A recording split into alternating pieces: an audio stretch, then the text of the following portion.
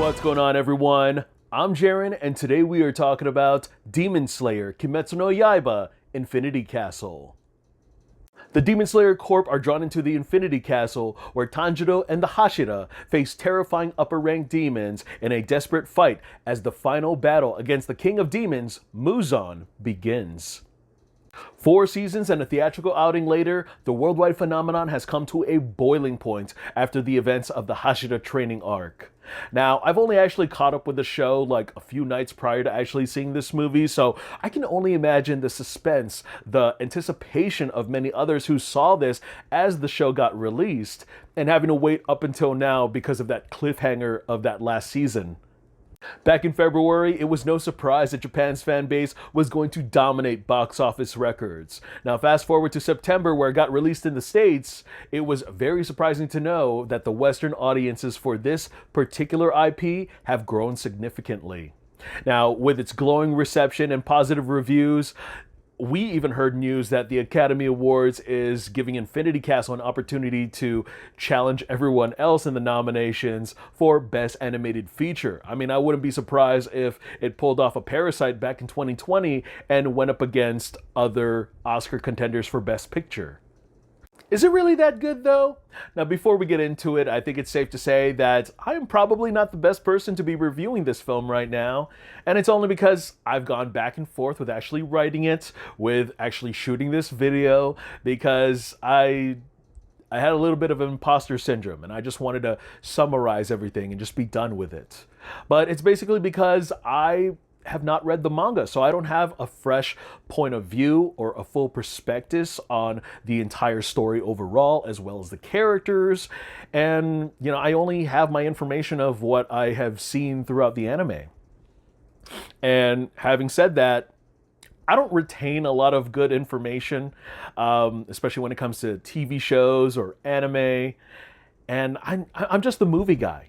I watch tons of movies. This has nothing to do with me not being able to, read subtitles or anything like that. It's just that I watch a ton of movies, and for some reason, those I retain a lot more information than I do binge watching or just breaking up watching TV shows. I know some people are just recommending me to just watch it in English dub, and I'm like, no. You know that the Japanese dub is so much better. And that's the thing when it comes for me watching TV shows or anime at home, is that it's tough for me to pay attention. I tend to multitask, and that becomes a problem because I miss out on a lot of context, a lot of the little details. So I enjoy kind of like going back to revisit these shows and, just regathering all of the information of these characters' personalities, their journeys and origin stories. I mean, especially with Demon Slayer, they have a lot of backstories and flashbacks, especially with all the characters that we have come across. Now I understand the frustration with casual viewers when it comes to Marvel and DC. Starting off with my positives, Demon Slayer continues to be an anime that is very much praised for its animation, especially when you see textures like fire, water, and other various elements that are just popping off the screen. And because I missed out on seeing Mugen Train in theaters, this was my first Demon Slayer theatrical outing, and I was just completely blown away, especially when I am just graced with the full and larger than life scale of the Infinity Castle that are just filled with demons from start to finish. And I don't know, I was nailed to my seat at just how awesome this looked like from my TV to the silver screen. You get to see some of the colorful breathing techniques of our heroes and how they wield that in battle. And then there's the distinctive capabilities that our demons use to defend themselves. And I really like how it's fully realized here, especially compared from watching it on your laptop or your iPad and just seeing it on the big screen. I mean, it's something that is very much meant for IMAX. And also just the way that the camera views would shift, because a lot of our main characters, they're all split up across this Infinity Castle, and having to see different points of views and how it transitions was just very smooth and hyper fast and breathtaking, just the way that we would kind of zip through this entire structure, and so good. Other than the epic score that just guides the flow of the film so swiftly, I really really enjoyed the sound design, especially when it came to a lot of the blades just cutting through the air, cutting through flesh, and a lot of our characters just dancing against the laws of gravity. I mean, the way that each beat and the way that each channel was utilized in my auditorium, I was just nailed to my seat on how immersive that was. After only watching Demon Slayer at home, I was just grinning ear to ear because they delivered supreme volume presentation at my local movie theater for this movie. And, over the last summer, they were terrible. I mean, my experiences with some movies, I just wanted my money back because the volume was just so low or just very distorted. Just a lot of their equipment needed replacement. And for this, I was just so impressed that there was just something so crisp about having to hear some of the even more quieter moments being delivered through their speakers, like a stream of running water, birds chirping, leaves falling from the tree. So solid. There's always been this nice balance between seasons when it came to the progression of our heroes, Tanjiro, Netsuko, Zenitsu, Inosuke, and now the Hashira, and the way that they go about their methods of training or learning how to be better people, and having to see a lot of these elongated arcs where they would face off upper or lower class demons. It was brutal. And a lot of their strengths and weaknesses were very much put to the test. And I think that having to see them grow from that and end up where they are now really shows some pure results. While many casual moviegoers might jump onto the bandwagon and watch this movie without any knowledge of the anime, this finale is more for the fans. This isn't like the inconsequential My Hero Academia movies where it's just side quests or something that doesn't necessarily impact the main story. If you haven't done the homework, you're going to feel left behind on majority of the payoff. So I probably expected like one key tragedy to occur in this final chapter, and I had no idea that I was going to be hit with a buffet of emotional whiplash with the amount of character deaths and backstories that are completely just revealed for the first time, especially with certain characters that you never really got much of a context or feelings for, but somehow they're getting a lot of attention here. And it's a little bit of a double-edged sword, but we're going to get into that later. But, you want to see a lot of the heroes, especially the catalyst of what made them become warriors, made them to train and become, slayers against evil. With the exception of this one particular demon, they gave this antagonist one hefty chunk of the runtime. And I really started to feel for him, especially the way that they unpacked his backstory. I was not expecting to burst into a wave of tears, and my goodness, that was some heavy stuff. And there I was just clamoring for napkins or any remaining tissues that could wipe my face because I was just a mess. I wanted to hate this person so bad, and I was a mess.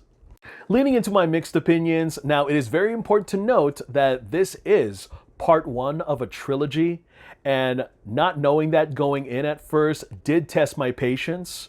I mean, we start the story off with our heroes falling into the infinity realm where a lot of them get separated, and so we are shifting across different perspectives and different groups of people to focus on. Once I figured out the footing of the narrative and how they decide to focus in narrative and storytelling mode, I just knew that we weren't going to be able to cover all of this in just 2 hours and 35 minutes. And, some people might walk away a little unfulfilled because maybe some of their favorite characters haven't joined in on the fight yet, haven't been spotlighted yet. And I think that it will give an opportunity for others to, look forward to something, because these movies are getting released in 2 years between each other, and we know there's a lot more emotion, a lot more action, a lot more face-offs that we're going to just expect. Leaning slightly into my negatives, now I know that it's part of the DNA when it comes down to how anime is structured episodically, but frankly, this is a viewing issue that I have, especially when it comes down to action and ensemble-driven anime. And that is the pacing and how a lot of exposition chooses to, unveil or unpack themselves.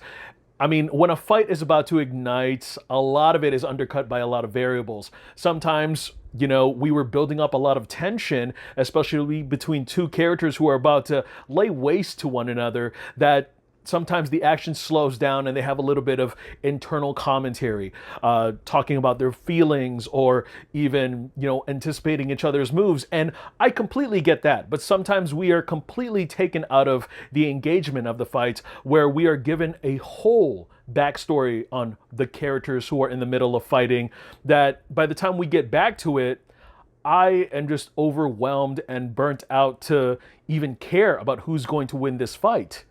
And I get it. I know that that may not bother a lot of people. I know that it is very important, especially towards the storytelling and absolutely recontextualizing a lot of the things we know about said characters, especially when some of them are almost about to meet their death.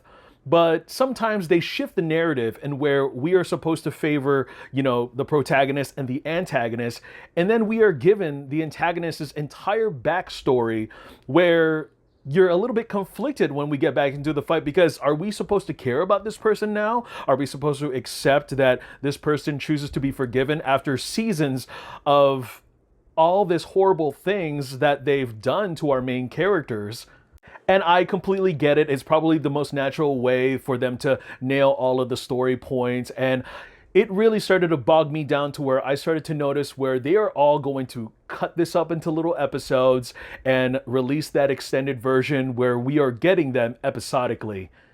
More on my negatives, and this is really just upon my viewing experience. I really thought that it was just my auditorium that this happened, but I just kept seeing many reels, many TikTok videos, and just it come up on the news that there are a young crowds of people coming to this movie. People are going to see it, but somewhat they think they're still at home and they get to behave whatever they want, and it's so loud and obnoxious. And I've had my fair share of loud and obnoxious through my screenings of The Conjuring Last Rites, and I saw that movie 3 times. Every single time, if it wasn't the kids, it was adults having their own external commentary and volume, acting like they're at home on the couch with just their buddies. No, you're in a crowd, you're in an auditorium full of people. It was one thing to be surrounded by, anime fans who were excited to see their favorite characters come up on screen or when the action was about to ignite. And then it was another thing where people were weeping and crying because maybe their favorite character died. Maybe there is a very, sad backstory that was never revealed in the first place. But then the worst behavior is when the young kids started just playing on their phones. They started recording and taking pictures of almost everything that was going on in the movie. And then when the movie did slow down to have characters talking, or when we cut back to a really somber backstory, they started scrolling TikTok and talking to their other companions like they were outside, just regular volume voices, and you can hear them, especially all the way from the back row to the front row. My God, it was so rude. And people don't know what a brightness button is because it is such a distraction when you just see lights lit up a whole auditorium that is just meant to be dim lit and dark. I really, really wanted to say something, but I didn't want to stir anything up because that just wasn't worth ruining my experience. I was just hoping somebody else would say something, but damn, if you're gonna have goober behavior, you're gonna act like a little goober, go the fuck home. Overall, just like the Mugen Train arc, I cannot wait to see the extended episodic version hit streaming or physical media, hopefully, maybe in the next year. I am just holding out my excitement that although this isn't necessarily a perfect form of storytelling, I have not seen some of my favorite characters steal the spotlight yet. And at the same time, I'm a little bit nervous, a little bit anxious because what if my favorites end up dying? I don't know. People who have read the manga, don't spoil it. Don't forget to bring the tissues. I made a huge mistake with that. Honestly, I can only imagine the detrimental moments we are going to have to look forward to, some that are already on the horizon. I mean, I bawled tears out of characters I didn't even care for up until that moment in the movie. So make of that what you will. But absolutely one of the best animated adaptations of 2025 and also one of the best blockbusters to experience on the big screen this year. Well, alright guys, that's all I got to share about that movie. Go ahead and check it out before everyone decides to spoil it for you. I'm Jaren Agbanawag. Look forward to more reviews, and I'll see you guys at the theater. In the meanwhile, take care.